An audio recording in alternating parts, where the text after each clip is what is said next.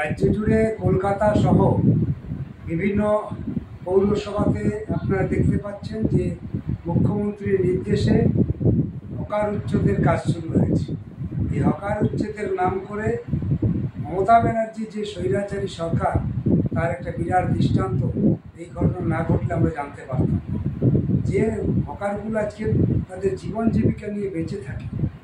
তাদেরকেই তো বলা হয়েছিল যে চাকরি নেই, ঝালমুড়ির ব্যবসা করো, ফুচকার ব্যবসা করো। তারা কোথায় যাবে? তাদেরকে তো ফুটপাতে বসতে হবে, তাহলে বিক্রি হবে কোথায়? আর ফুটপাতে বসে যদি তোমার রাস্তা এনক্রোচমেন্ট করে ফেলে, তাহলেও তো তার একটা নিয়ম আছে, আইন আছে। সেই আইনের মধ্য দিয়ে তাদেরকে সরানো দরকার। তা না হলে ইচ্ছে হলো যে কালকে রাত্রেবেলা ভাবলাম আর সকালবেলা থেকে আমার কাজ শুরু হয়ে গেল। এত তৎপরতা কেন? এই গরিব খেটে খাওয়া মানুষদের জন্য, এই ছোট ছোট ব্যবসাদারদের উপরে এই স্বৈরাচারী মনোভাব কেন?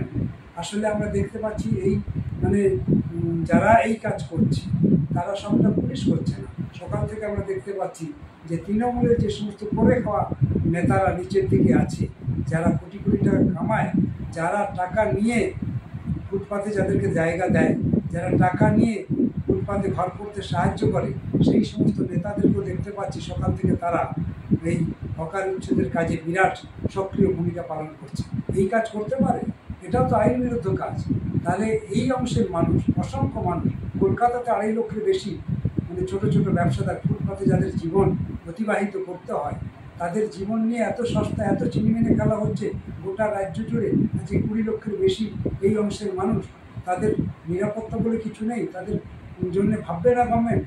এইরকম স্বৈরাচারী সরকার আমি অন্তত আমার রাজনৈতিক জীবনে দেখিনি। পশ্চিমবঙ্গে যে একটা স্বৈরাচারী সরকার আছে, এই কাজের মধ্য দিয়ে আরেকবার প্রমাণ করলো মমতা ব্যানার্জির সরকার সেই স্বৈরাচারী সরকার। স্বৈরাচারী সরকার কখনো খেটে খাওয়া গরিব মেহনত করা মানুষদের জন্য তার কোনো পরিকল্পনা থাকে না। তার একটা প্রকৃষ্ট উদাহরণ এই মমতা ব্যানার্জির এই কাজের মধ্য দিয়ে এবার আমরা পেলাম।